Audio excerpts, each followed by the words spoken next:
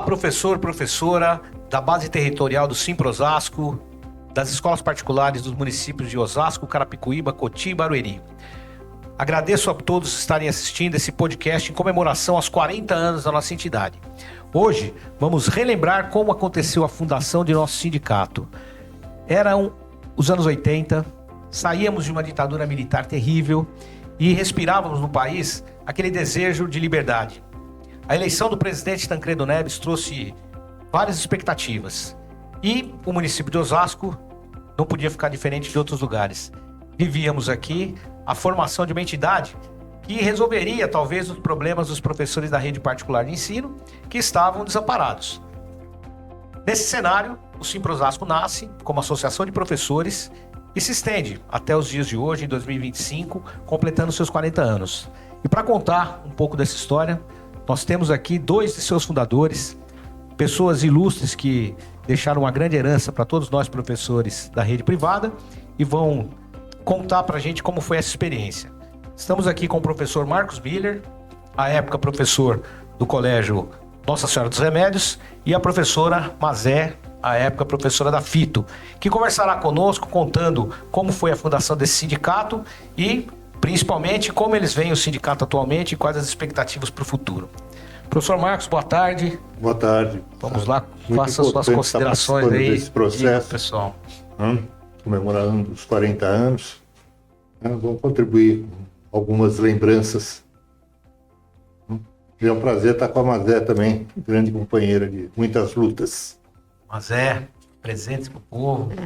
Agradecer a oportunidade, né? Diz que lembrar é reviver, então vamos reviver com mais experiência, com mais aprendizado, a formação do Simpro, que foi sim, você tem toda a razão, Salomão, foi um marco na história do movimento sindical em Osasco. Tá? Pelo tipo de categoria, nós não podemos chamar as escolas particulares de rede particular, porque não é.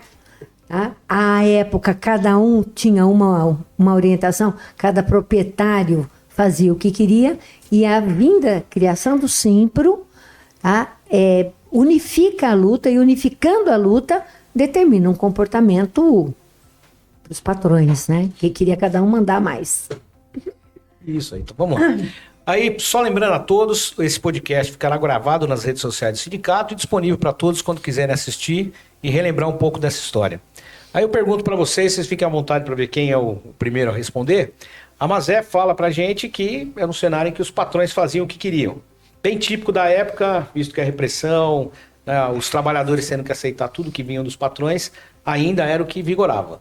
Como que era o clima político no município, porque a gente sabe que o sindicato começou em Osasco, né? Como era o clima político no município durante esse processo, esse surgimento? Então, nós saíamos da ditadura, participávamos das campanhas, tanto diretas já, quanto anistia ampla, geral e restrita, e isso juntava as pessoas, nós juntávamos não apenas os que criamos o sindicato na ponta, mas tínhamos outros com quem conversar, nos unia, nos juntava para lutar pela organização. Eu me lembro, o Marcos acho que tem muito melhor memória que eu, que nós dizíamos assim, o sindicato vai nos transformar numa turma e nós vamos deixar de ser uma gangue. Por quê? A gangue, cada um faz o que quer. Tá? A turma não, a turma decide, se organiza. Tá? Então foi nesse bojo, foi no bojo da retomada dos próprios sindicatos, nós conseguimos eleger vereadores no campo da esquerda do PT aqui em Osasco e saímos dessa luta anterior, uma luta meio clandestina pelo fim da ditadura, tá? Pela anistia ampla, geral e restrita e pelas liberdades democráticas. E foi nesse processo que a gente começa a juntar os professores dessa luta mais ampla e, bom, capitaneados pelo Divalt, não podemos esquecer disso nunca, buscamos construir a Associação dos Professores de Osasco, né? Isso. É. Então, havia uma representação dos professores de Osasco, que era feita através da FTE. Né? E não só o Divaldi fazer essa avaliação, como o que era a oposição dentro do sindicato do Simples São Paulo, de que a FETER não representava, fazia o jogo patronal. Né? Então, toda a base inorganizada dentro do Estado era a FETER, certo? A FEPESP não existia. Tá? Quem tinha a base organizada, que era o caso de São Paulo, Campinas, Santos, né? ABC também, certo? Meio junto com a gente, ABC. Surgiu mais ou menos um pouquinho antes. Isso. Então, a criação da associação, né, que teve que esperar depois para atuar como sindicato, a carta sindical, isso vai acontecer em 86, ela tinha por objetivo deixar de ser, que Osasco deixasse de ser terra de ninguém. Porque a gente tem que lembrar que tinha patrão, dono de escola, inclusive advogado, que não dava olerite para professor. Né? Não cumpriam só a convenção coletiva existente, como não cumpria a CLT. Né? E aí o processo era Delegacia Regional do Trabalho. Muitas vezes, mesa redonda. Isso. Né? Para tentar resolver. Né? Recebíamos denúncias, pedíamos fiscalização. Então era um processo de, mais do que obter conquistas, de fazer com que a lei fosse cumprida. O Marcos, você falou aqui instituições que representavam, que no caso é a FTE, aí a existência de outros sindicatos, que eram São Paulo, ABC e tal. O professor de Osasco, antes da existência da associação, com a imobilidade da federação que representava aqui, quando eles tinham alguma demanda antes da existência da associação, a quem eles recorriam? Quem é que resolvia o problema? Porque a Mazé fala em gangue. Havia um grupo de gente ali meio rebelde que falava, vamos pegar isso aqui, vamos tocar. Ou a quem que os professores recorriam antes do surgimento? Quando eu falei em gangue, vamos entender aí, por favor, hein? Eu sei que o professor é briguento, pero não mútil. Eu falei em gangue porque não havia uma organização, certo? Nós passamos a ter uma organização conforme o Marcos colocou. Os professores estavam abandonados à própria sorte. Cada escola era uma luta em separado. Marcos lembrou, não dava um olerite. Havia uma outra, não sei, que dava o vale-refeição e pegava de volta o vale-refeição. Tá? Então, os professores, eles procuravam seus iguais para ver o que fazer. A FTE, que é a Federação dos Trabalhadores em Estabelecimentos de Ensino, que tinha uma diretoria, à época, que estava lá uns 20 anos, mais ou menos, Geraldo era o nome, né? Geraldo Mugaiá, né? Não nos representava. Mesmo quando nós os pressionávamos, era um vernizinho apenas, tá? Então, apoiados pelo Simples São Paulo, apoiados pelo Simples Campinas, tá? Também pelo Simples Santos, o companheiro Ildefonso, né? Nós começamos a nos organizar aqui para também nos apoiarmos. Então, antes do sindicato, mesmo na época em que nós fomos associação, a referência ainda era pequena, por causa do medo instalado. E havia um medo. Se hoje é difícil a gente reagir, naquela época era muito pior. E aí, pensando nessa questão mesmo que você fala do medo, então a gente tem lá um cenário de ditadura acabando, repressão, aquele negócio todo, e os professores temiam, mas se aproximavam, resistiam, como que era? Porque imagina, hoje a gente tem uma dificuldade para conversar com o professor na escola, com o sindicato institucionalizado e com a democracia. Como que um grupo que pretendia montar um movimento para resistência se aproximava desse povo? Como é que era essa relação? Então, dependendo da escola, acredito, os remédios, né? A conversa com o patronal, o presidente da mantenedora era tranquila. Chegamos até a fazer uma paralisação de uma semana lá, sem demissão nenhuma. Acredito eu que o AFITO também havia a possibilidade de diálogo, mas em grande parte das escolas, né? Então tem as passagens para a gente ficar entregando jornalzinho na porta da escola. E aí o professor entrava com um papel escondido, né? Porque se vissem ele aceitando o jornalzinho do sindicato, cafezinho sindical. Cafezinho sindical, né? isso, ele correria risco. Nós tivemos um caso de uma campanha salarial, se eu bem me lembro, em 92, se eu bem me lembro, tá? Memória anda fraca. Em que nós íamos às escolas antes da entrada, 6h30, estávamos lá e tal. E nós fomos a uma, aqui em Osasco, que havia uma escada para chegar no andar da escola. Tá? E lá embaixo, a gente distribuindo um cafezinho sindical, falando da campanha, o que queria, o que são as cláusulas socioeconômicas, econômicas e tal.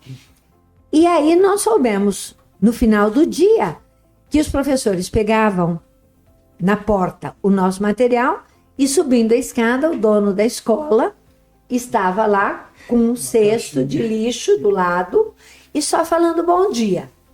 Só falando bom dia.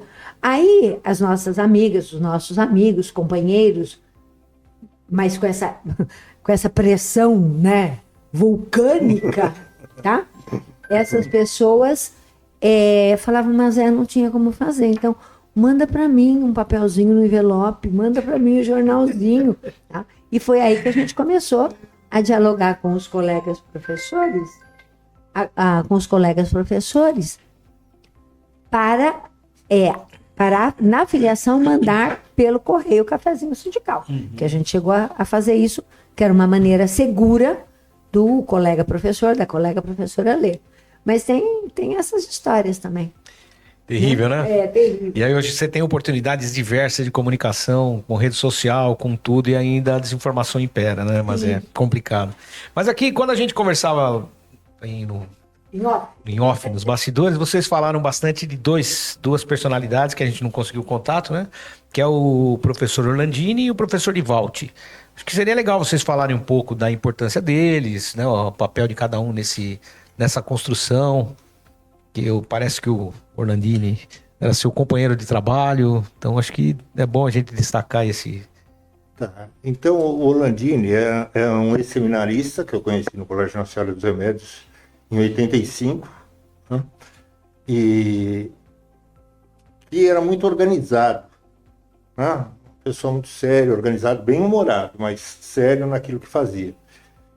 E quando o Divalti passou pela escola para estar fazendo a filiação à associação, eu que já estava conversando com o Orlandini, já estava conhecendo, vi que ele foi uma das pessoas que mais estimulou o processo. Né? E ele só deixou o sindicato no momento em que ele foi eleito diretor pelos professores da escola, porque lá as promatinas tinham esse processo, o diretor escolhido pelos professores. Aí ele, como diretor, ficaria contraditório ele ser diretor e ser diretor do sindicato dos professores. Né? Então ele acabou deixando o sindicato, mas sem sombra de dúvida, foi extremamente importante na organização, na visita às escolas. Né? Enfim, companheiro de primeira. Um dos alicerces. E a Mazé lá fora disse que o Divalti a gente teve como uma missão, mas foi a expressão que você usou. Porque assim, o Divalti impulsionou, o Divalti estabelecia a relação com a FETE naquilo que era possível. Compreendendo que a FETE não estava nem aí com a hora do Brasil, quer dizer, conosco aqui, né? Ele inicia o processo da associação.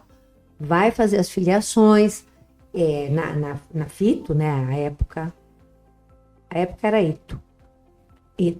No ITO, no Leonardo, que era ele também de lá, e nos remédios, que foi o tripé. Tá? E atrás da documentação, atrás do que precisava, estabelecendo os laços com o Simpro São Paulo.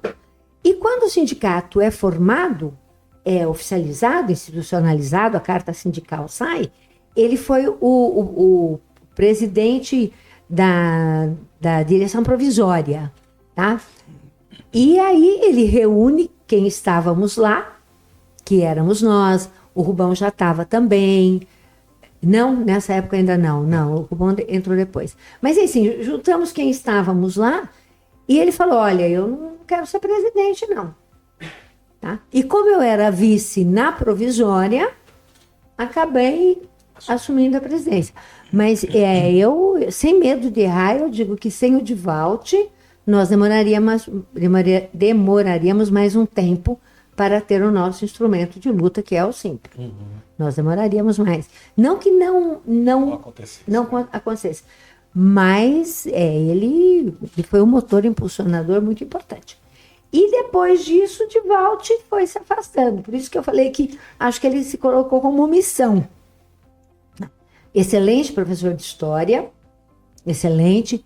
Deixou algumas obras, uma eu conheço, a outra o Marcos mencionou agora, e que a gente não sabe muito montar. Ô, pessoal, procura-se Divalti Garcia Figueira. Onde está Divalti? Vamos lançar uma campanha aqui. Vamos lançar a campanha. Onde está Divalti? Exatamente. Legal, gente. Aqui acompanhando o professor Marcos Miller, professora Mazé, falando dos 40 anos do Simpro. E o Marcos, lá na nossa chegada no sindicato, ele mostrou uma relíquia, né? Mostrou uma carteirinha do Simpro com o número de filiação 3. Né? E a Mazé era 2. Né? O Divalti, número 1, a Mazé 2 e o Marcos 3. Está aqui essa carteirinha preciosa, que hoje, infelizmente, a tecnologia tirou do lugar, mas ela ainda existe, a maquininha está lá para fazer. Eu vou mandar refazer uma bem bonita para você, Marcos. Ai, que lindo. Então aí eu pergunto para vocês aqui agora. Então, filiar alguém hoje já é uma missão difícil, né? As pessoas não têm esse reconhecimento da importância da entidade, a consciência de classe está cada vez mais difícil das pessoas se entenderem como pertencente a ela.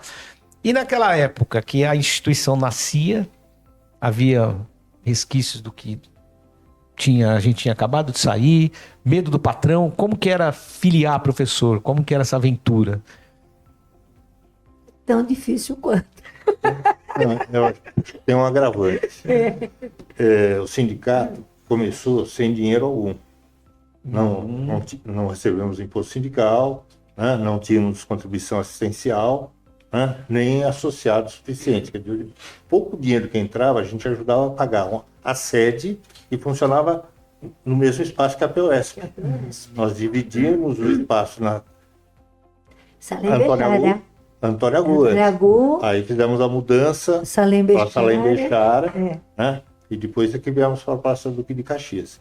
Então, sem esse suporte financeiro, nós acreditávamos que precisávamos ter plantões, né, no sindicato para atender os professores que chegavam com as reclamações e ir para as escolas fazer filiações, mas o nosso tempo era limitado, porque nós tínhamos que estar em sala de aula para poder receber o salário, né? E aí as coisas começaram a se acomodar quando caiu imposto sindical, contribuição assistencial, porque aí a gente começou a remunerar os plantões, ou seja, diminuía a carga nas escolas sem nunca abandonar a sala de aula, né? Nós nunca deixamos de estar na sala de aula também, nenhum diretor fazia isso. E por muito tempo dávamos plantões gratuitamente. Né? Os primeiros 6 meses, Marcos, nós tínhamos uma relação positiva lá no ITO e eles me liberaram por 6 meses remunerada lá. Aí eles se deram conta de que a gente ia começar a exigir os nossos direitos. Eles cortaram. Mas foi importante. Foi muito importante. Pelos primeiros 6 meses a gente fez isso. E assim, a APOSP foi de uma colaboração extraordinária. Porque também nos primeiros tempos nós não pagávamos o aluguel lá. Tá? Aí quando as coisas começaram a melhorar, né, que nós começamos a equacionar os plantões, uma outra coisa importante, nós recebíamos, porque assim, a nossa hora-aula é 50 minutos, 45, a minha agora é 45, na FITO, né? A gente fazia a hora relógio e recebia aquele valor, tá? Porque a nossa crença era, bom, nós queremos que o conjunto da categoria melhore, ou pelo menos o conjunto dos professores da minha escola, porque também era variável. Você tem escolas que pagam valor de hora-aula maior, outras menores, tá? E então foi muito educativo, foi muito solidário, colaborativo. O interessante, quando foi criada a FEPESP, nós colocamos essa característica do Simpro Osasco, eles acharam absurdo. Fim dos tempos, né? Porque lá eles tinham dinheiro suficiente para pagar plantões e um valor estabelecido, independente do valor oral. E eram vários professores liberados, né? Sim. Enfim. Mas tem um detalhe que eu acho importante nessa relação com a PUESP. A Mazé, o Landini e eu, nós éramos professores também da rede estadual. Estadual, sim. Então nós estávamos na construção também da escola pública e gratuita de boa qualidade. E a solidariedade de classe funcionou, né? Nesse momento, né? A professora Jane, uma grande parceira. Muito. Jane, o Cupertino. Cupertino continua na luta, viu? Continua. Ele está comigo no Modefac. É verdade, ele está com você. Modefac. Sim. Eu queria acrescentar uma informação para os colegas que estão nos substituindo, inclusive na história do sindicato, por favor, né? Pois não. Presidente, precisa, né? Uma das urgências para nós construirmos, transformarmos a associação em sindicato, tá, para além da luta da categoria escola e tal, era a construção da Federação dos Professores do Estado de São Paulo, a FEPESP, da qual o Simpro foi um dos sindicatos fundadores. E foi muito interessante, porque assim, saiu a nossa carta sindical, um mês e meio depois, a FEPESP é criada, porque nós éramos o quinto sindicato necessário para a construção. Então, quem nos representa hoje, nós professores de escolas particulares, esse não é o meu caso do Marcos mais, mas é o caso do nosso sindicato, quem representa é a Federação dos Professores do Estado de São Paulo, a FEPESP. Exato. E não mais a FTE, que ficou com os funcionários de escola. Né? Só mais um detalhe. Na época que o Simpro foi criado, o Simpro Osasco foi criado, quem estava como presidente do Simpro São Paulo era o Leopoldino. Né? Que, segundo a oposição de São Paulo, fazia o jogo patronal. Então, logo que o Simpro Osasco foi criado, recebeu a carta sindical, a oposição ganhou a direção. Tá? Luiz Antônio. Sim. Verdade, o Leopoldino. Nossa. E ainda, Marcos, a gente vai falar bastante da FEPESP ainda, mas tem um bloco aqui específico para a gente falar desse papel, Luiz Antônio, né? Celso Napolitano, Zambon. Fábio Zambon. Isso. É o trio Parada Dura. E aí, pensando nisso que você acabou de falar, Marcos, fazer o jogo do patrão. Né? Então tem aqui um coletivo de professores desamparados, né? Estão sofrendo aí todas as mazelas de trabalhar como um regime de semi-escravidão. Surge uma associação de professores, surge uma convenção coletiva a ser respeitado. Como que era essa briga com o patrão aqui? Que aqui eu sei que a gente não fez jogo do patrão nenhum, aqui sempre fomos combativos, brigamos bastante. E como era fazer com que eles respeitassem algo que não existia para ninguém? Quem dirigiu o sindicato patronal é o CIESP, né? CIESP, né? Ainda é o CIESP. Era o professor Antiório, proprietário do Colégio Padre Anchieta, né? Tem uma coisa importante que convém lembrar, que de maneira geral, nós fazíamos parte da cidade de Osasco. Eu, por exemplo, cheguei a dar aula no Padre Anchieta, há muito tempo atrás, né, nos cursinhos que ele fazia. Acho que alguns outros dos nossos também. Então, isso criava uma situação de convivência pacífica, mas de levantamento das reivindicações. E nós não podemos esquecer que o fato de o Simpro São Paulo, de a oposição, ter vencido as eleições, logo depois ter criado a federação, isso dá um gás mesmo para quem era tão jovenzinho e tão incipiente como o Simpro Osasco naquele momento. Tá? Então, não era de todo difícil, porque a negociação era toda feita na federação. A nós cabia fazê-la ser respeitada aqui e organizar a base para apoiar a federação nesse trabalho. Acho que era meio assim, né? Particularmente, nós tivemos poucas negociações Simpro Osasco e a patronal aqui? Passava pela federação, né? Eu lembro de uma, porque funcionava assim. A prioridade era em relação às denúncias que a gente recebia. Sim. Tá? Não havendo denúncias, a gente ia atrás, né, e no processo de filiação acabava pegando, né, descumprimentos da convenção e da CLT. Uhum. E eu lembrei que começou a ocorrer isso muito na pré-escola. Uhum. Né? E aí Educação infantil. eles pediram para ter uma reunião conosco para tentar solucionar o problema. Uhum. E o que aconteceu foi tentar pressionar o sindicato a não levar para a mesa redonda, etc, etc. E nós nos posicionamos dizendo que não, é função do sindicato fazer a lei ser cumprida, Uhum. certo? E que eles acelerassem o processo de cumprimento, porque mais cedo ou mais tarde ia chegar a vez das pré-escolas, né, de todas, Uhum. inicialmente só as denunciadas, mas depois, né, as também não denunciadas teriam necessariamente que ter fiscalização, etc, etc. Sim, sim. Né?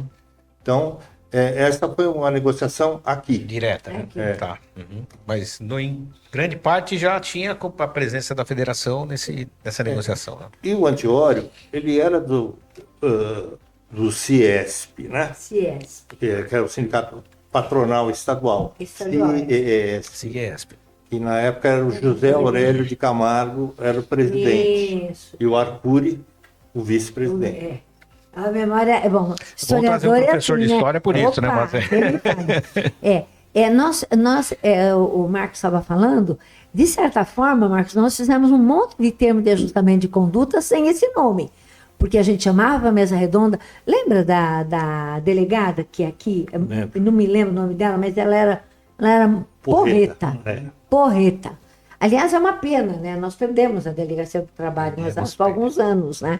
Mas nós vemos um monte lá na Narciso Sturlini. Isso. Subia lá fazia reunião e tal. E a gente levava um monte de gente e a patronal reclamava.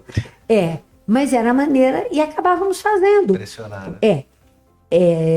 Não havia, como nós sabíamos medir um pouco a nossa força, não adiantava você esticar demasiado a corda naquele momento. Então vamos dar um prazo. Quanto tempo? 2 meses. Não, 2 meses é muito, então é 1 mês.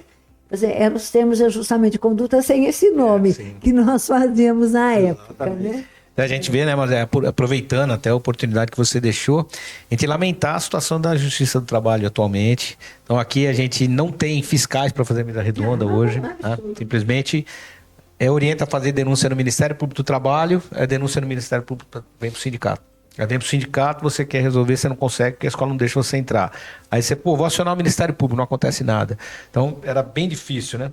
E até pensando nessa questão que você trouxe, mas é da FEPESP, do SIM para entrar na FEPESP, esses demais sindicatos, é óbvio que havia o interesse de construir uma federação para se opor à FTE e tal, mas esses demais sindicatos viam o SIMPRO como um parceiro a ser construído, como um sindicato ali que podia, por ser uma cidade próxima, compor e de repente crescer, ou via com independência o SIMPRO Osasco? Não, o SIMPRO São Paulo, que representava mais da metade da nossa categoria, né, no estado, ele sempre enxergou a FEPESP de uma maneira mais distante. A importância que a FEPESP tinha para nós, não tinha para eles. Né? Tanto é que eles nunca se filiaram à CUT. E a FEPESP se filiou à CUT. Porque ABC, São Paulo e Campinas, eram na época só 5 sindicatos na FEPESP, depois aumentou, mas esses 3 propuseram e votaram a favor da criação da CUT, e São Paulo simplesmente disse, nós não nos opomos. Simplesmente nós, enquanto SIMPRO São Paulo, não vamos nos filiar à CUT. Mas a federação, tudo bem. No que diz respeito ao SIMPRO Osasco, bom, se houve muitos problemas, a gente passou por cima. Mas no período em que eu representava o SIMPRO na federação, eles tinham acolhimento, todos eles tinham acolhimento, reconheciam a incipiência no sentido de ser iniciante, tá? Como sindicato, acho que naquele momento nós éramos o mais jovem. O Simpro ABC tinha um pouquinho, 2 ou 5 meses antes que a gente, tá? Mas sempre nos acolheram muito e nos ajudaram em muita coisa.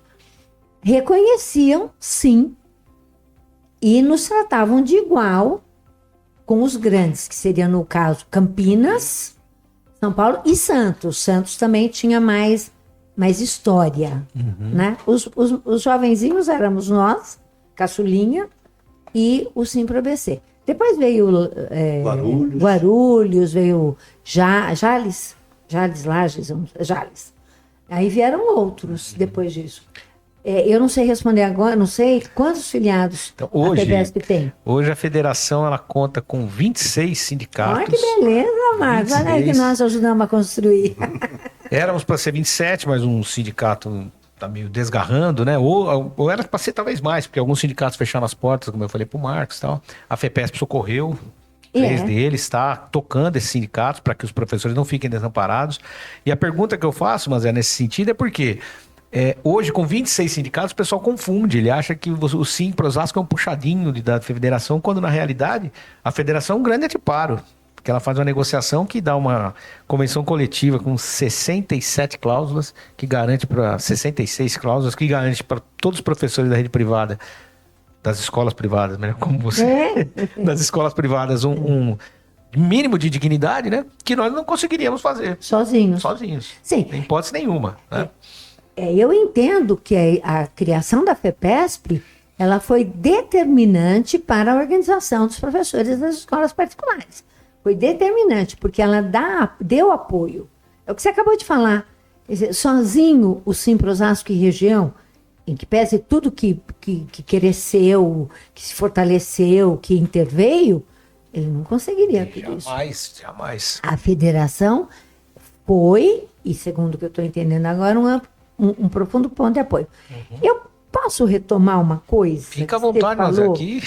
É que aí é mais amplo do que a nossa conversa afetiva e histórica do Simpro, né?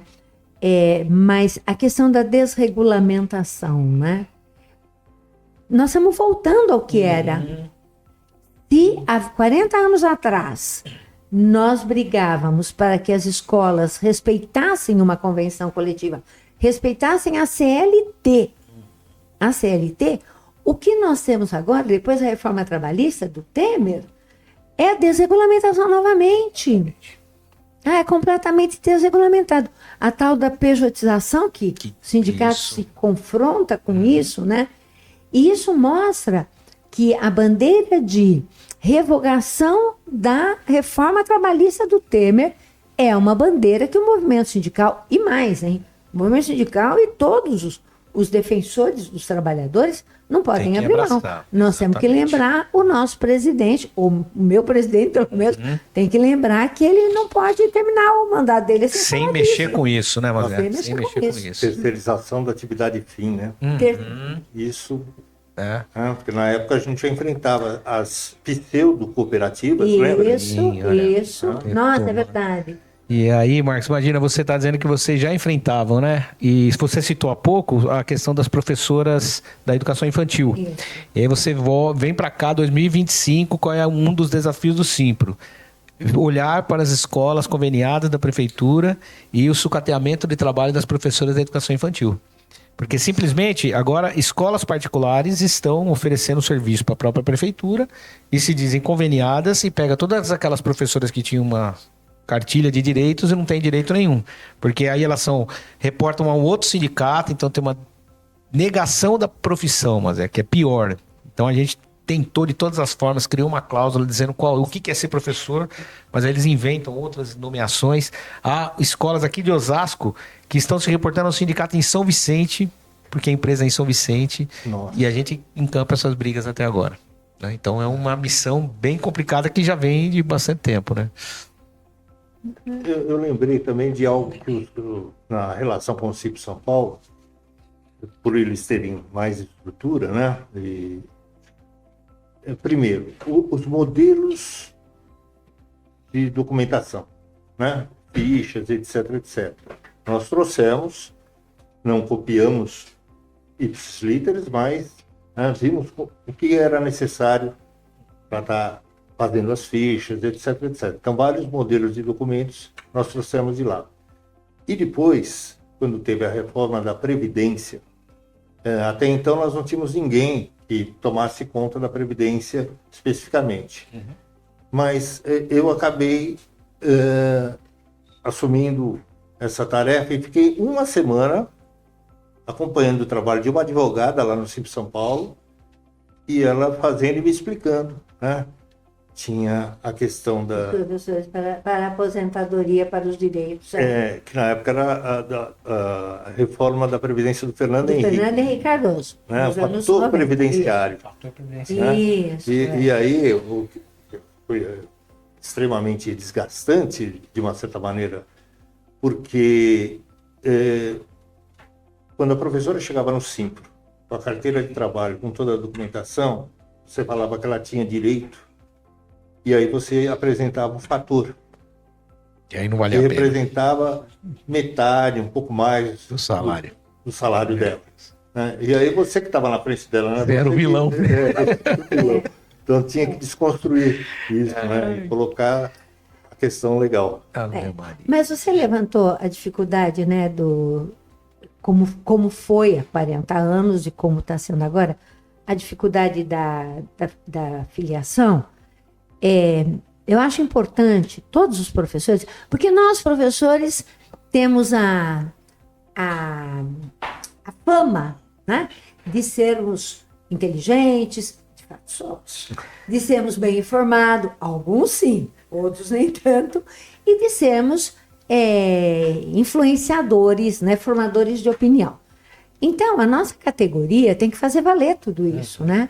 Ela tem que compreender que sozinha ela não vai conseguir nada. Nada. Se eventualmente conseguir um emprego numa escola cujo valor de hora-aula seja, sei lá, R$100, o que para mim é uma fortuna, viu? Porque na fita eu ganho 35, tá? Na hora-aula.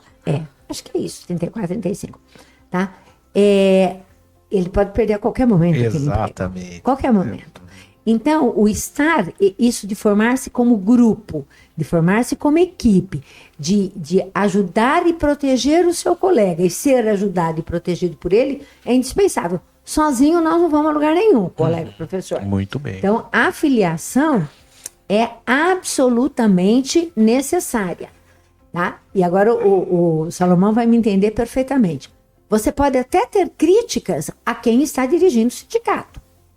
Vai lá e coloca a crítica, questiona, propõe, sugere, ouça. Agora, você não pode questionar o sindicato. O sindicato é necessário. Exatamente. É necessário. Então, tem que estar filiado. Não é um dinheiro jogado fora, não é. É um dinheiro que volta para a categoria de uma maneira ou de outra. Muitas das vezes a gente nem vê. Mas volta, então a filiação é Indispensável. Né? indispensável para deixar de ser um bando para ser um grupo. Então, acredito eu que o que permanece é essa dificuldade de informar o professor, seja através do cafezinho sindical, como nós tínhamos, né, que nem todo mundo tinha acesso, hoje em dia pelas redes, que também nem todo mundo vai atrás da informação. Não vai. Né? E eu estava conversando com o Salomão a questão do direito à cesta básica. E professores acreditam que o patrão dá a cesta básica. Não entende que aquela cesta básica foi processo de uma negociação sindical, né? E vários dias ali sentado para conseguir arrancar uma migalha, certo? E que não tem dádiva nenhuma, tem conquista. Não é. Eu me lembro que uma briga que nós tivemos muito aqui em Osasco no começo foi a gratuidade para os filhos de professores e funcionários. E veja, eu não tenho filhos. Então foi uma conquista para a qual eu colaborei. Você também, mas você também, os seus meninos não eram daqui, eram de São Paulo. Isso. Né? Então, é uma conquista que agradou e atendeu. Eu tive colegas professores que aceitavam tudo que o patrão impunha, porque os filhos estudavam lá. Na escola, sim. Quer dizer, pagavam também o seu preço. Tá? E é uma conquista que as pessoas acham que tudo bem. Então, eu nunca usufruí disso. Exato, né, Mas lutei até a morte o tempo todo que me coube. E é bem, as pessoas acham que sempre foi assim, mas não foi. Assim como não foi sempre. Licença maternidade, 13º, jornada de 8 horas. E assim como nós lutamos... Não, cadê? Fim da escala 6 por 1. Fim da escala 6 por 1. Que se nós conquistarmos e conquistaremos, vai ser uma maravilha. Isso.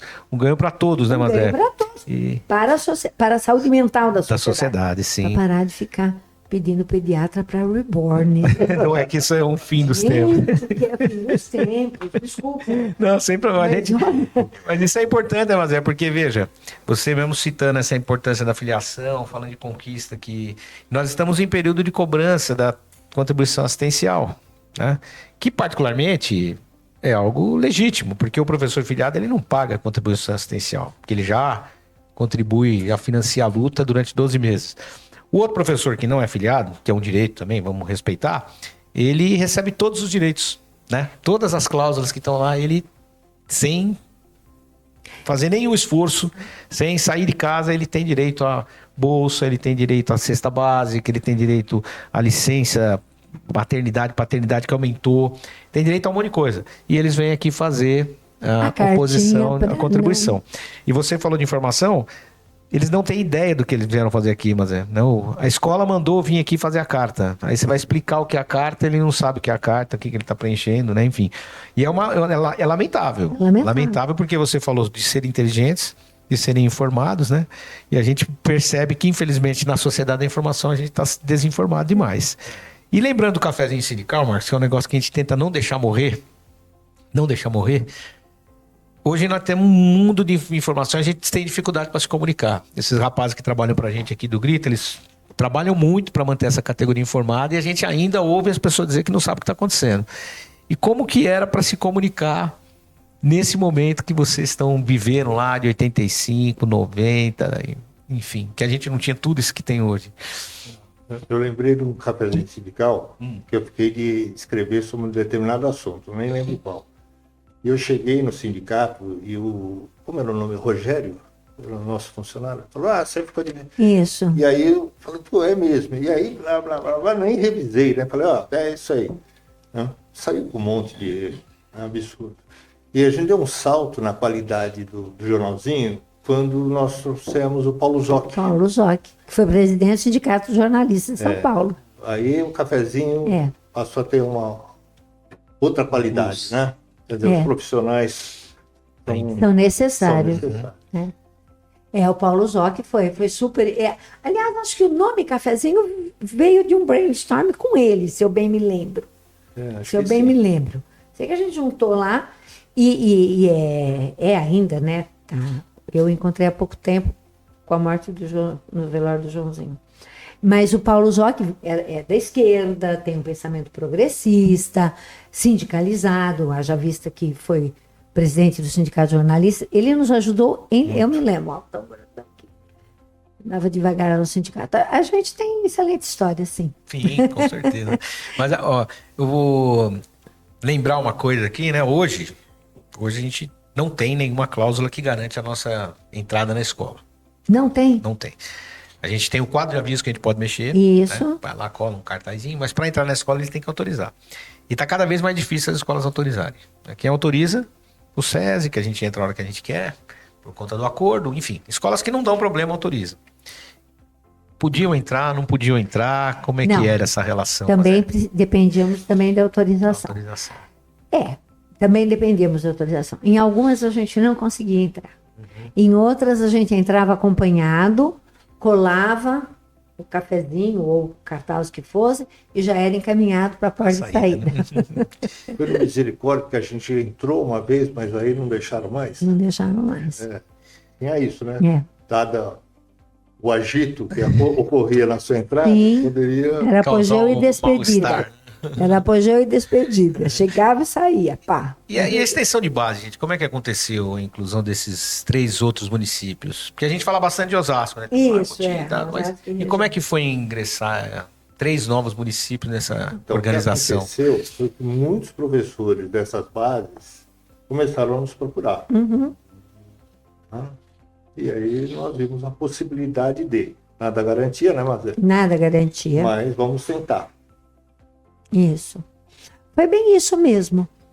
E uma outra questão é assim, o professor da rede pública, ela sim, da rede pública, ele dá aula em várias cidades, né? Bobeou, ele sai de Osasco, vai para Cotia, vai para Barueri e no fim da noite está em Carapicuíba, né? Então, muitos dos nossos colegas da rede estadual, que eram das escolas privadas, mas da rede estadual, a gente conversava por aí. Então, fizemos uma campanha, porque tem que ter afiliação, tá? Concluímos e aí ampliou. Aí veio a dificuldade seguinte, que acho que é uma dificuldade que deve persistir, menor, mas ainda deve persistir, que é de enraizar-se na base com representação sindical, delegados sindicais e tal, que eu sei o quanto é difícil. Sim. O quanto é difícil. Tá? A cláusula de delegados sindicais por escola continua sendo possível? Continua. Escolas com mais de 30 professores, se a sua escola estiver assim, você entender que é importante, converse com a gente. Com mais de 30 professores tem direito a um delegado. É um delegado. E esse delegado tem direito a uma estabilidade de ano? Estabilidade de 1 ano de salários. A gente tentou colocar emprego e salário, mas o patrão não aceita em hipótese nenhuma. Gente, olha que coisa maluca. O patrão prefere pagar para você não trabalhar, ter você defendendo os seus direitos dentro da escola. Não é para pensar nisso? Mas minha querida, a gente tem que... Olha, hoje eu atendi alguns professores, né? Vou aproveitar aqui também o espaço, né? E a professora foi dispensada do trabalho, um caminhão, 20 professoras foram dispensadas de uma escola para ir até o sindicato levar a contribuição, para trazer a carta. Aí trouxe a carta. Aí eu perguntei para elas, falei, vem cá, quando você fica doente, a escola desconta seu salário se você não tiver atestado? Falei, sim. Você não acha estranho a escola te liberar para você perder uma manhã inteira para vir aqui trazer uma carta? Então, o patrão entende a importância do sindicato, entende a importância do delegado, entende a importância de você vir aqui lutar contra ele. E o professor, infelizmente, não está conseguindo. É uma missão difícil a gente mudar. Mas tudo bem, vamos insistir, né? Vamos insistir. E aí, gente, a FEPESP na vida do Simprosasco? A gente hoje, nós somos um sindicato que tem uma diretoria executiva na FEPESP, o professor Onassis, ele é diretor do Sistema S, eu sou suplente dele. Participa diretamente nas negociações com a Fiesp. E quando a gente entrou na FEPESP, vocês disseram que o sindicato deu uma encorpada, deu uma melhorada. E o que isso representou assim, na nossa organização? Porque a gente sempre teve essa dificuldade que você falou, né? Os diretores estarem trabalhando diretamente. A FEPESP deu um suporte, por exemplo, em imprensa, esses negócios, ou jurídico, não sei. Não. Sempre que foi solicitada, a FEPESP nos acudiu. Sempre que foi solicitado. Evidentemente que nós somos orgulhosos e quisemos andar com as nossas próprias pernas, né? Sim. Mas sempre que foi solicitado, ela nos ajudava. Se eu bem me lembro, no início, a questão do recolhimento do imposto sindical à época, e mesmo das filiações até que fossem consignadas em folha de pagamento, a FEPESP, o Simpro São Paulo, que era o mais, nos ajudava com algumas coisas, sim. A FEPESP, do período que eu consigo me lembrar, ela foi importante para o fortalecimento do Simpro aqui. E eu não me lembro de nenhuma tentativa de intervenção da FEPESP aqui dentro. Perfeito. Não me lembro de nenhuma, assim, nem do Simpro São Paulo, em que pese as relações de amizade que a gente possa ter construído lá, com o Luiz Antônio, com o Napolitano e tal. Mesmo com os outros, o Peta, de Campinas. Havia, do período em que eu fui mais atuante no sindicato, Zé Carlos e o Julinho. O Zé Carlos, o Júlio Turra, o Jorge do ABC. O Jorge do ABC continua na ativa. Jorge. O Jorge. Ele está muito envolvido com a questão da educação pública, embora ele fosse professor de escola particular, na criação de um fórum de defesa da educação pública, da escola pública. Isso. E me mandaram um convite. Eu falei, ai meu Deus, estou com tanta coisa para fazer. Mais uma, né? Mas eu posso levar para o Simpro. Pode, fica à vontade que a gente discute lá a participação, né? Lógico, É porque eu venho trazer isso, né? Porque a gente anda observando assim uma desfragmentação do coletivo. As pessoas estão querendo cada vez mais se afastar, se afastar, se afastar. E a gente entende que a ideia é fortalecer, né? Nós mesmo conversávamos, né, Marcos, sobre a questão da educação pública no município de São Paulo, que talvez lá por conta da desfragmentação, de ter um sindicato que não conversa com o outro, que não dialoga com o outro, e na realidade aqui a gente pode agradecer não só a FEPES, mas todos os sindicatos que compõem a federação, porque a gente entende que na hora de brigar tá todo mundo caminhando junto, porque nós estamos brigando por uma cláusula importante, mas agora, que é sobre provas adaptadas. Então as escolas estão aí com um problema grave, né, que tem que atender essas crianças e eles não querem atender. Eles acham que o professor não precisa fazer prova adaptada nenhuma, vendem a inclusão, mas não praticam a inclusão quando fala do trabalho do professor. E a gente, através da FEPES, nós ingressamos com dissídio coletivo, estamos brigando por essa cláusula insistentemente, né? Infelizmente, alguns sindicatos acham que não dá para trabalhar assim, tem que ser de outro jeito e tal, e acabam enfraquecendo essa luta, eu vou né? falar com a professora nativa que eu estou, que eu ainda estou nativa. Isso, vamos lá. É uma situação muito complexa e muito rica, a inclusão, né? Assim, primeiro, cada um é um.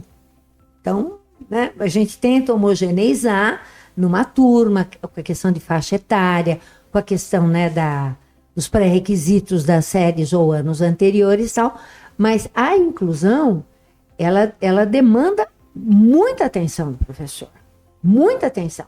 Eu tenho alunos de inclusão para os quais eu tenho que fazer atividades adaptadas, tá? Em uma sala eu tenho 3, na outra sala eu tenho 2. Eles não precisam de atendentes terapêuticos, não precisam, acompanhantes terapêuticos, tá? Mas mesmo assim, isso leva um tempo lascado. Primeiro eu preciso saber o que eu posso pedir desse aluno ou dessa aluna. O que eu posso esperar dele, tá? Por exemplo, há 2 anos atrás eu tive um aluno que tinha descalculia.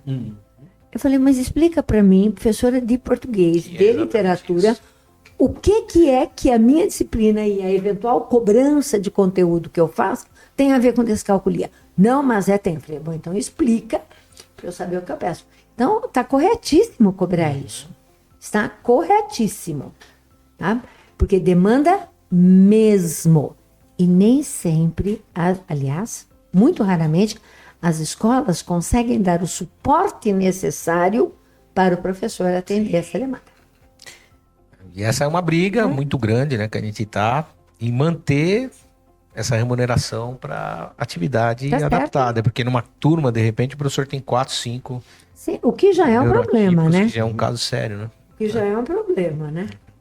Que, na minha opinião, remete à saúde pública. Mas aí é outra conversa. Vamos ver aqui, gente, estamos avançando, né? Gostaria que vocês dissessem para a gente aqui, para que a gente registrasse conselhos que vocês dariam para os dirigentes sindicais que estão hoje na direção do sindicato.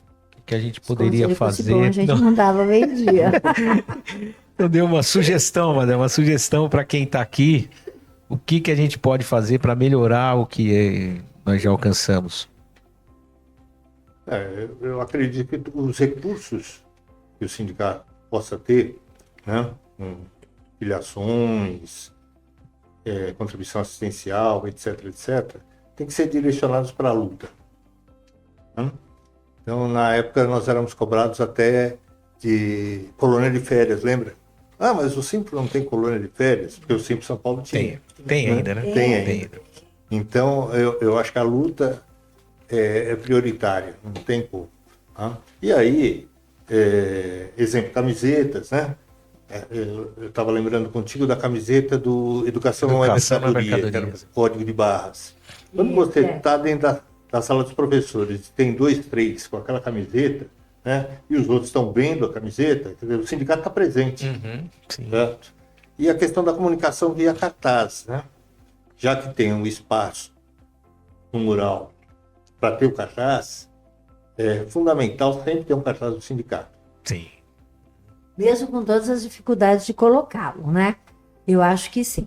Acho que é uma coisa que é importante, pode ser cansativo, pode ser desgastante, pode ser dificílimo, mas é a representação dos delegados.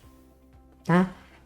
As escolas, conforme você lembrou, com mais de 30 professores, têm direito a representar a delegado sindical. É importante, é importante. E a formação desse delegado para o futuro, né, das futuras direções, ampliar a diretoria e tal. Tem uma coisa que eu bato, isso em todas as campanhas das quais eu participo. O material impresso ainda é bem-vindo. Uhum. Chegar em casa e na sua porta, na sua caixinha de correio, ter um envelopinho com o teu nome... É um bom negócio, mas... É um bom negócio. É um bom negócio. Você vai abrir. Você pode jogar fora, mas você vai abrir. E a marca vai aparecer ali, né? Ninguém vai ver você. Você pode abrir. Ai, tá aqui de novo isso, que bobagem. Pá. Mas abriu e viu. Então, é muito, muito importante. Todas as redes, todos os canais de comunicação e tal, né?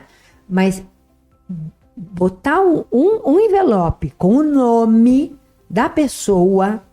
Porque é isso, nós queremos ser identificados. Uhum. Nós não queremos ser um número numa listagem de filiação, né? Eu acho isso muito importante. Muito, muito, muito importante mesmo. Tenho acompanhado, não com toda a frequência que eu gostaria, mas alguns dos podcasts. Vi uma da saúde mental. Isso. A professora Luciana Batelli e a doutora Cris. Isso. Professora Luciana, muito, muito solta na conversa, muito gostosa, assim, né? Acho que é importante também, mas não vamos ter ilusão. A gente não vê tudo o tempo todo. Exatamente. Tá?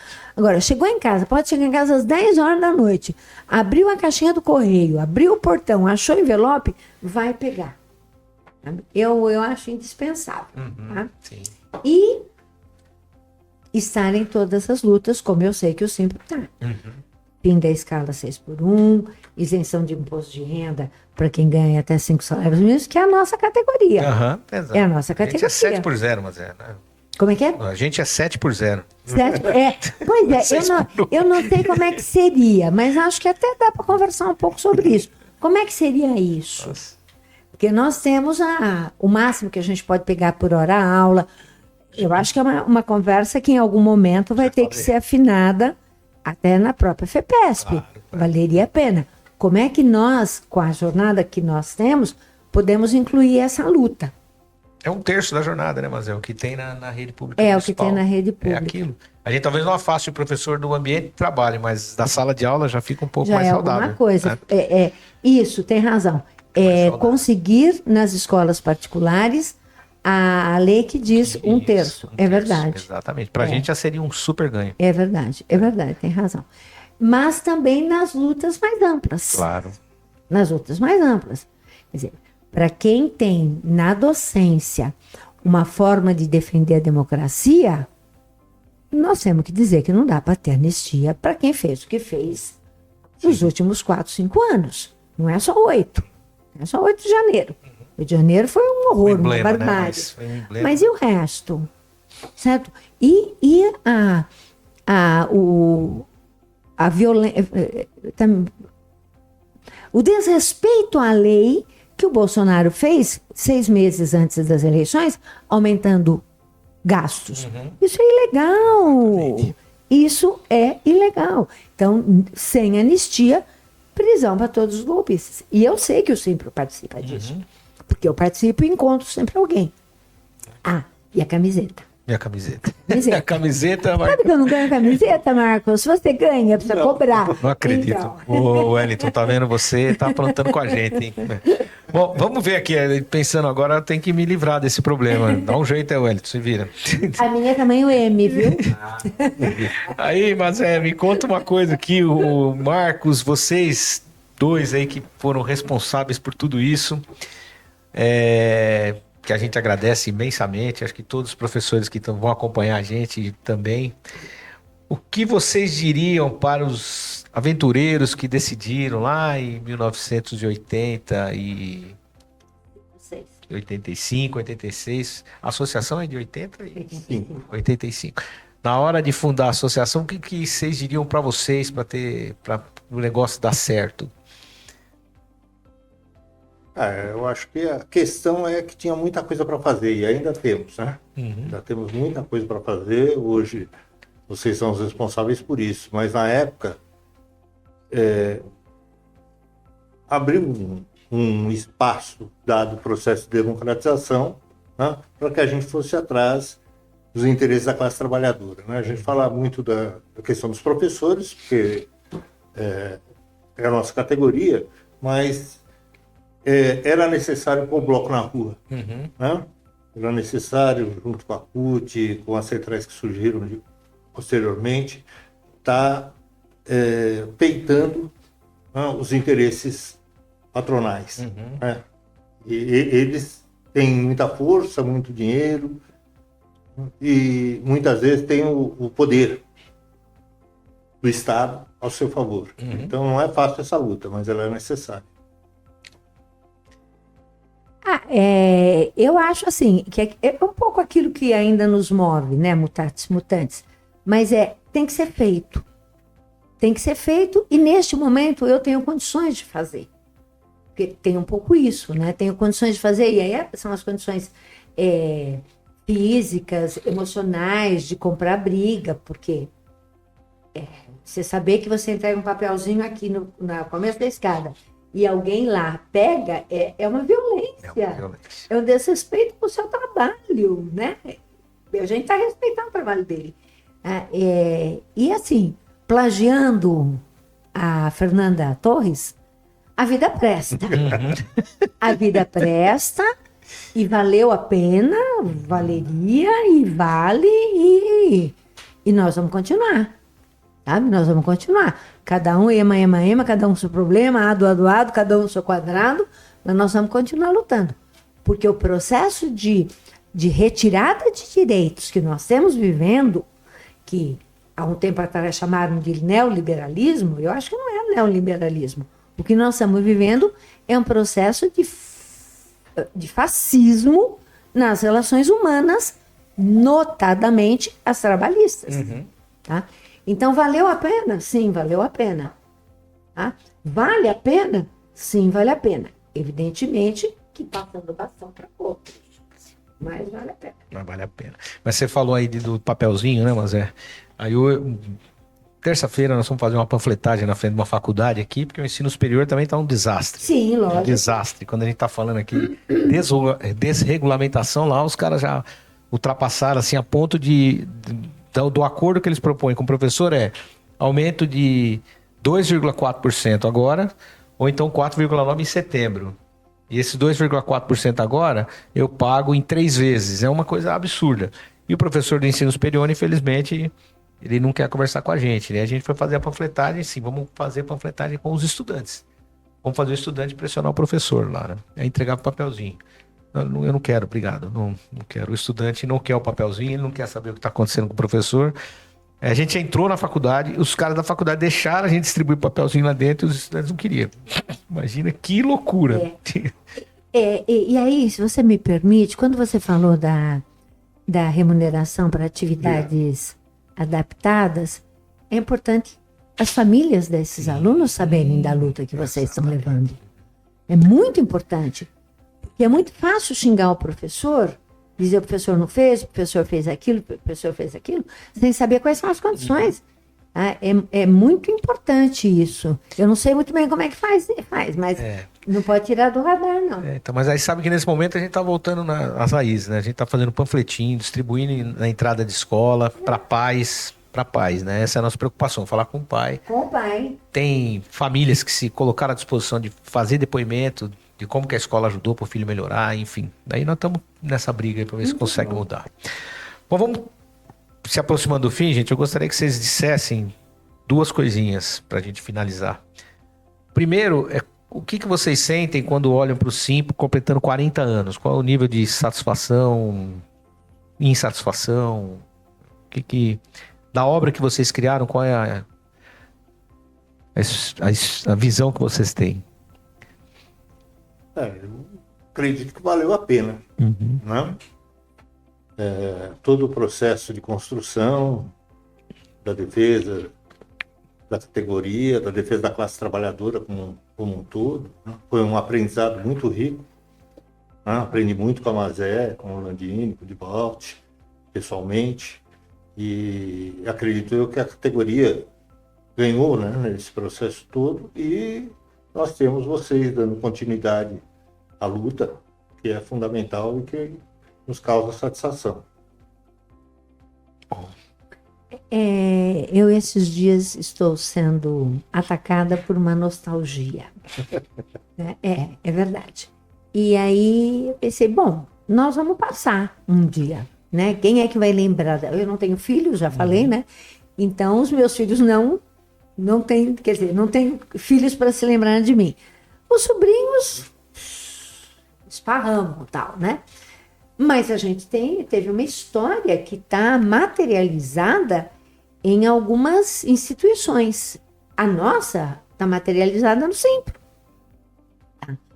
Pode ser que ninguém se lembre, mas vai estar lá consignado, tá certo? Que um grupo, né, de sonhadores inspirados pela luta pelas diretas, pelo não ao colégio eleitoral, tudo aquilo que a gente passou antes, né? Resolveu juntar os professores que vendiam a sua inteligência, a sua formação, a sua capacidade de trabalho para pessoas que não se respeitavam, um profissional menos ainda, e como pessoas também, né? Então nós ajudamos a criar uma instituição, fomos determinantes para que ela pudesse ajudar todo mundo. Porque se a missão do Divolt foi criar, eu acho que a missão do sindicato, e nós contribuímos para isso, é cuidado coletivo. Cuidado coletivo. Assim, eu pessoalmente tenho muito orgulho, né? De ter ajudado a construir o Simpro, de ter ajudado a construir a POSP, né? Sei que a minha vida política partidária tem uma base nesse trabalho sindical. Aqui no PT, eu venho do movimento sindical. Não é o movimento de mulheres, nada, eu venho do movimento sindical, né? E ver o Simpro, voltando agora com os papeizinhos, pode ser uma questão etária, mas eu acho muito legal, tá?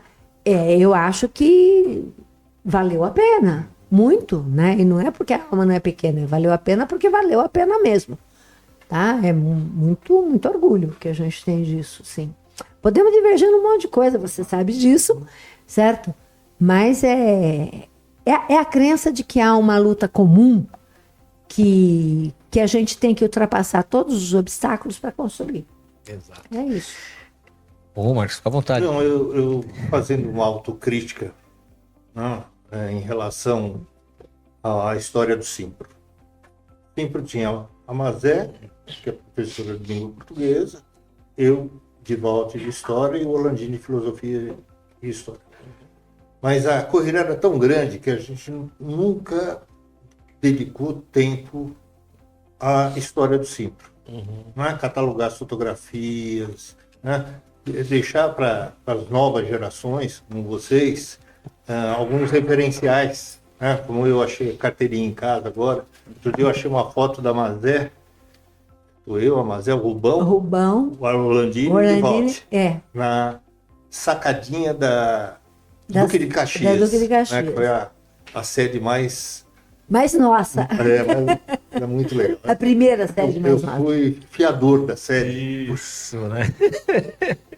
E ele nunca foi processado, então nós pagávamos. Pagávamos direitinho. É que ele era fiador e tesoureiro ao mesmo tempo. Não, tesoureiro. Mas você fez eu lembrar uma assembleia que nós tínhamos que fazer e eu não tinha com quem deixar o Júlio. Júlio, meu filho, né? Hoje está com quase 40 anos. Mas aí eu levei. E ele estava lá na sede, enquanto a gente estava na Praça do Caxias, tinha espaço para fazer a assembleia. Uhum. E daqui a pouco a secretária nossa lá começa a gritar: fogo, fogo. o meu filho estava pondo fogo, tinha 2 anos de idade, né? Eu tinha posto fogo na papelada, né? Saímos todo mundo correndo para acudir. Né?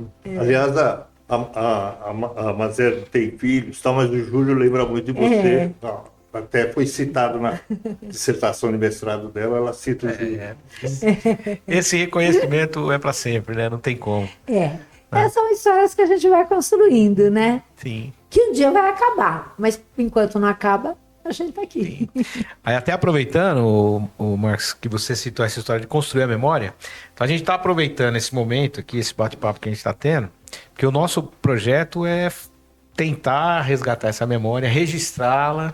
A gente tem 2 trabalhos, mas acho que deu entrevista para os 2, que fala da trajetória do Simpra aqui em Osasco. Então, dois trabalhos de mestrado. Passou há um tempo atrás, Isso. eu li, do Carlos Bauer, orientador. Isso, exatamente. Isso, e tem uma moça, E eu aí, não cheguei a ver o trabalho final. Viu?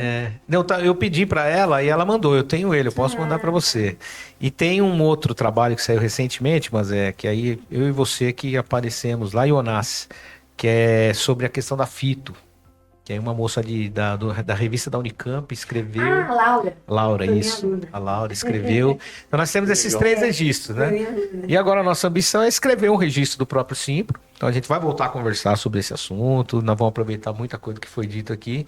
E a gente acredita que lá no dia da festa dos professores, já ponha na agenda de vocês, 18 de outubro, a gente se encontra para fazer a divulgação desse material, e quando for do dia 5 de novembro, se eu não estou enganado, que é o dia que saiu a carta sindical, a gente deve fazer de novo o encontro, aí vamos tentar buscar o Orlandini, buscar o Divalt, vamos o Rubão, reunir todo mundo para... Então, mas a carta sindical é de 86. 86, aqui 5 de novembro tem um documento que autoriza o funcionamento do sindicato, a conversão, né, de associação para sindicato. Tá. E a carta é de 86, isso. Né? Mas aí a conversão, porque a gente vai considerar a data do aniversário. E eu aproveito aqui, gente, o papo foi muito bom. Sei que teríamos muito mais coisas para conversar. Não dava para fazer tudo isso num podcast, teria que fazer uma minissérie, uma série completa, uma novela, algo assim.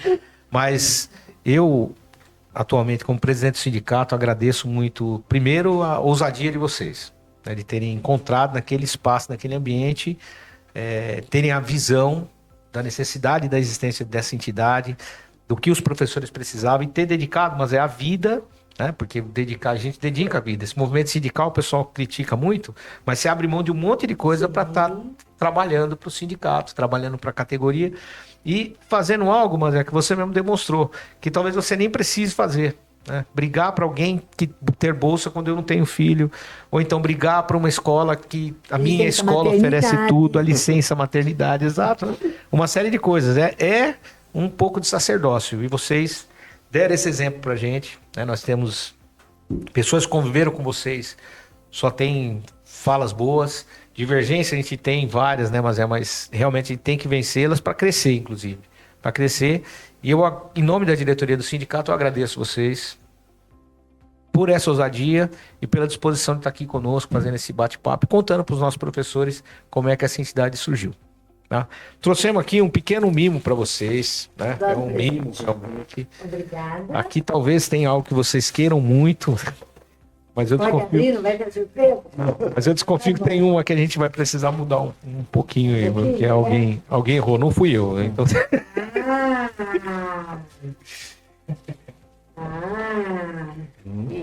Ó, beleza. Muito bom. Lindo. Paulo Freire e Paulo Freire, né? Camiseta. Olha só. As caminhadas. Quanta mas... coisa. Obrigado. Muito obrigado mesmo. É um... Ah, é aquela bonitona que eu quero? Não sei, mas é quem... Se não for a bonitona, eu vou pedir outra, hein? Mas é quem falou, disse que você gostou da camiseta, que seria... Eu só achei que o tamanho eu não era... vi no 1º de maio, né? Isso. É. Muito bom. Mas vocês têm uma outra? Eu achei que foi adesivo, né? Não. Lindo. Se não for essa, depois a gente dá um jeito de entregar. Eu acho que eu sei qual que você está falando, que a Luciana estava usando. Isso, Essa daí a gente vai tentar Mas não é para trocar, é para dar as duas. As duas. Tá? Não, pode deixar. Ah, legal. Esse daqui eu tinha visto que uma colega professora está com ele. E a camisa. Eu vi a sua. Ah, Nossa, que chique essa de várias 4 cores e tal. Muito E aí, né? obrigada, lindo. Vocês viram, ó? É um presentinho, né, Marcos? E aí, pra gente finalizar, eu deixo a palavra para vocês deixarem uma mensagem para os nossos professores e pra gente registrar esse momento aqui muito oportuno. Olha, assim, gente, lutar pelo coletivo não é fácil. Não é fácil. Dificilmente é reconhecido. E mesmo reconhecido, com certeza alguém vai achar que você poderia fazer melhor. Com certeza, tá? Mas a vida não tem muito sentido se não for através disso. Não tem muito sentido. Aí eu tomo conta da minha vida, tomo conta dos meus, reverencio os que vieram antes, ajuda a construir o futuro, mas tem que olhar para o coletivo. Tem que olhar. O individualismo é o primeiro passo da solidão, tá? E a solidão é um passo para a loucura. E aí a gente vai ter um monte de problemas aí. Então, juntem-se, e no que diz respeito à categoria, juntem-se ao sindicato, tá? E voltemos a acreditar na importância da nossa profissão. Porque ser professor, não sei se é um dom, sabe? Talvez uma vocação, mas ser professor e ver lá na ponta que o que você fez trouxe resultado, isso não tem preço. Então, viva a nossa profissão, viva a nossa categoria e vamos junto melhorar. Muito obrigada pelo convite. Obrigada. Assina embaixo, tudo. E foi importante no processo todo para a minha história individual e acredito eu para o coletivo, né? Meus filhos lembram de todo o processo de militância, tanto na rede estadual, né, na rede municipal, marcou a vida deles, né? Tanto é que os dois casaram como professores. A menina casou com professor e o Júlio casou com uma professora. E valeu a pena. Valeu a pena. E eu agradeço. É uma honra estar sendo lembrado. É verdade. É muito bom. E é isso, gente. Finalizamos aqui esse podcast. Agradecemos a todos que acompanharam até agora. Compartilhem com seus colegas e na próxima edição tentaremos conversar com um dos ex-presidentes do sindicato para que ele conte como foi a experiência, como foi a vivência que eles tiveram depois que esses dois guerreiros, juntamente com mais dois, Divalti e professor Orlandini, fundaram essa instituição. O Sindicato dos Professores de Osasco agradece a todos e lembremos sempre, sozinhos não conseguiremos absolutamente nada. Confie em seu sindicato, o Simpro Osasco, a nossa voz, a nossa força. Um grande abraço e até mais.